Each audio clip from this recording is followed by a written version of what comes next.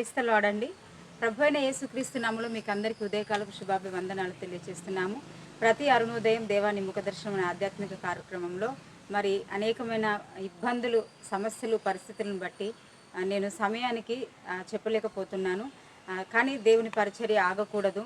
ఇది కూడా ఒక పరిచర్యగా మనం భావిస్తున్నాం కాబట్టి ఖచ్చితంగా మీతో మాట్లాడిన ఉద్దేశంతో మీతో మాట్లాడుచున్నాం. దయచేసి ఈ యొక్క అద్భుతమైనటువంటి దేవుని మాటను మీరు అందరికి కూడా షేర్ చేయండి, సబ్స్క్రైబ్ చేయించండి. పాస్టర్ అశోక్ పాల్ ఖ్యాతం అనే యూట్యూబ్ ఛానల్లో ప్రతిరోజు కూడా లేఖన భాగాన్ని మనం ధ్యానిస్తున్నాం. మరి యెషయా గ్రంథం 60 అధ్యాయాన్ని పూర్తిగా మనం ధ్యానించనే ఉంటుండగా ఇంకా మిగిలినటువంటి 3 వచనాలు కూడా మనం ప్రతిరోజు కూడా ధ్యానిద్దాం. మరి ఈరోజు కావాల్సిన అద్భుతమైన వాగ్దానం మనం చూద్దామండి.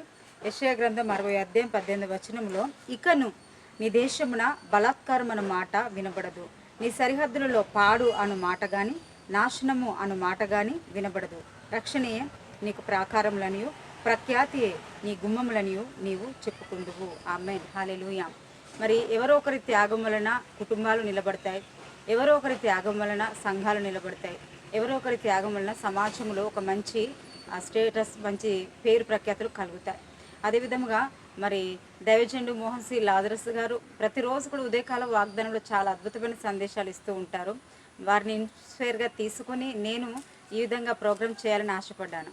మరి వారు రష్యా, కెనడా, కాలిఫోర్నియా అనేకమైన దేశాలు వారు తిరుగుచున్నప్పుడు ఒక చర్చ్ దగ్గర వెళ్ళి వాళ్ళు వాక్యం చెప్తుండగా ఆ చర్చి ఆవరణంలో గోడలకి మరి హతసాక్షి అయినటువంటి 22 మంది విగ్రహాలను వారి యొక్క ఫోటో మాదిరిగా వారి యొక్క విగ్రహాలను తయారు చేసి చిహ్నంగా అక్కడ ఆ చర్చిలో బయట ఆవరణంలో ఉంచడం జరిగింది వాళ్ళకి.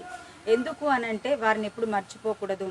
రష్యాలో మొట్టమొదటిగా అంటే కొత్తగా నమ్ముకున్నటువంటి ఆ వ్యక్తులు ఎవరైతే ఉన్నారో వారిని మరి హతసాక్షులు చేశారు, మరణింప చేశారు.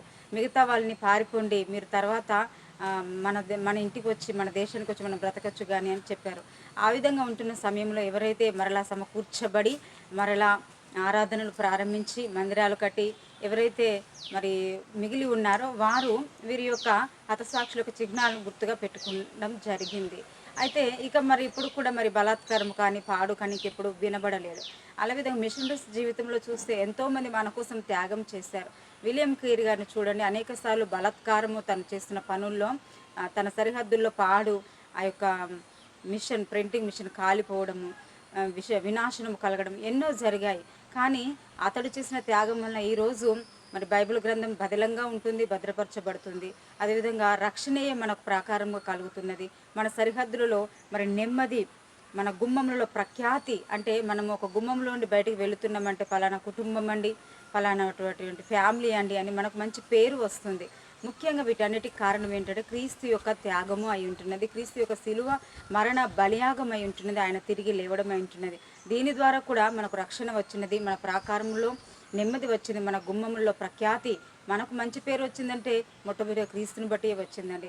కాబట్టి ఈరోజు బలాత్కారం గుండా వెళుచున్నావా, అబార్షన్స్ గుండా, ఆయా రకాల ఇబ్బందుల గుండా, మనీ లాస్, డబ్బు లాస్ గుండా వెళ్తున్నావా, వచ్చిన జీతము సరిపోవట్లేదు, అసలు అది ఎందుకు మళ్ళా తిరిగి తెల్లవారి అప్పు చేస్తున్నాను బాధపడుతున్నావా, ఎన్నో విషయాల్లో మీరు కృంగుదల కలిగి ఉంటున్నారా?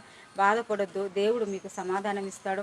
ఎక్కడైతే అబార్షన్ జరుగుతున్నాయో అద్భుతమైనటువంటి నీ గర్భం నుండి కుమార్తెనిచ్చి దేవుడు నిన్ను మహిమపరుస్తాడు.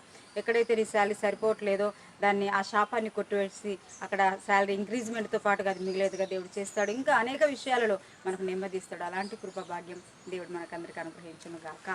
ఆమేన్. ప్రార్థన చేసుకుందాం. చిన్న మాట ప్రార్థన. మహోన్నతుడ సర్వశక్తి గల ప్రభా, ఉదయకాల సమయంలో మరి యెషయా గ్రంథం 60 అధ్యాయం 18 వచనాన్ని ఎవరైతే నమ్ముతున్నారో నీ సరిహద్దుల్లో పాడు అనే మాట కానీ బలాత్కారం అనే మాట కానీ వినబడది, రక్షణ నీకు ప్రాకారములు ప్రఖ్యాతి నీ గుమ్మములని చెప్పావు. ఆ రీతిగా బిడ్డలందరినీ అభిషేకించు, ఆత్మతో నింపు, వారున్న పరిస్థితులను విడిపించి నెమ్మది, శాంతి సంబంధించి నడిపించమని యేసుక్రీస్తు పరిశుద్ధ శక్తుల పుణ్యనామంలో ఈరోజు మ్యారేజ్ జరుపుకుంటున్న బిడ్డల్ని అద్భుతంగా దీవించి వారి కుటుంబాన్ని నిండారుగా ఆశీర్వదించండి. ఈరోజు బర్త్డే జరుపుకున్న బిడ్డల్ని దీర్ఘాయుత తృప్తిపరిచి మంచి ఆరోగ్యాలు దయచేయండి. అనేక పనులు, శుభకార్యములు విషయంలో కృప తోడించి నడిపించండి. సమస్త మహిమ గంతప్రవాడు మీరే తెచ్చుకుని హాస్పిటల్లో ఉంటున్నవారు స్వస్థత పొందుకొని ఇంటికి రావడం, వారి పనుల్లో వారు నన్ను కృప చూపెట్టండి. ఏ విధమైన చేతుల నష్టం తొలగించే లాభం ఆశ్రయ పిల్లలకు కలగచ్చి మహిమ తెచ్చుకుని ప్రతి కుటుంబాన్ని, ప్రతి వ్యక్తిని కప్పేసి చూస్తున్న ప్రతి ఒక్కరిని దీవించి ఆశ్రయించమని యేసు నామములో ప్రార్థించి బ్రతిమలాడి వేడుకొంచున్నాము తండ్రి. ఆమేన్.